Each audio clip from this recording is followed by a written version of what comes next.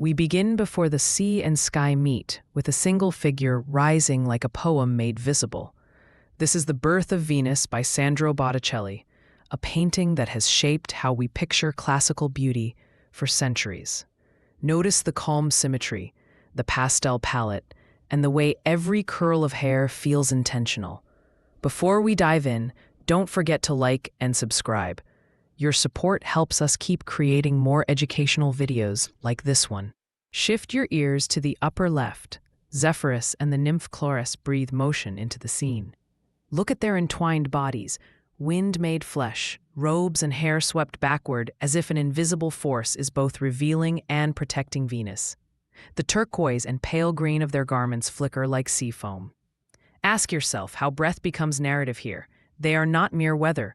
They are the agents that set this mythic moment into motion. Now move to the center, where Venus rises on her shell. Her posture is quietly dramatic, a gentle S-curve that borrows from classical sculpture but reads with Botticelli's lyrical softness. Notice how light pools on her torso and slides through the long, honeyed hair that falls over her shoulder. She is both idealized and intimately human.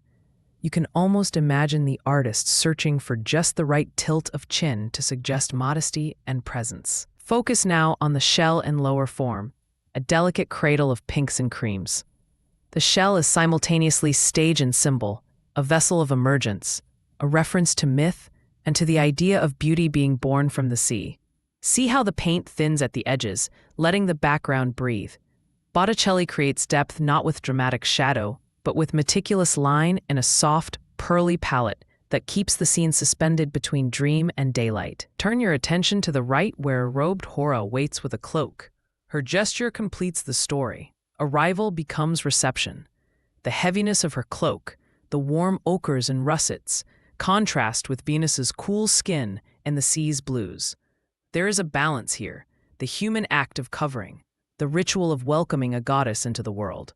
It's a small narrative moment that anchors the entire composition in human care. Drop down to the water beneath Venus. The sea is rendered in translucent layers of turquoise and green, each ripple carefully restrained. Botticelli doesn't paint violent waves. Instead, the surface glimmers like a mirror, reflecting mood more than motion.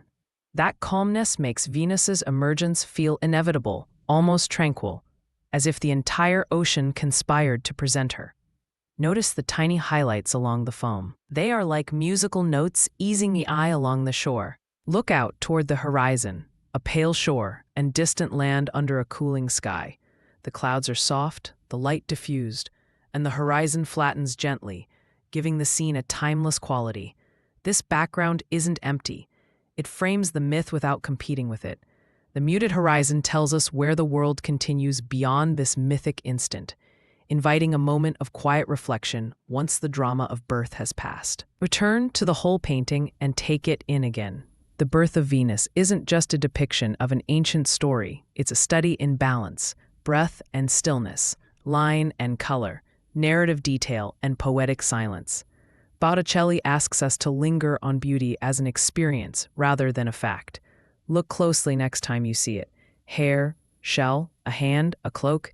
Each small choice builds a myth that still speaks to us across 5 centuries. If this painting made you curious, consider exploring Botticelli's other works and the stories that shaped Renaissance art.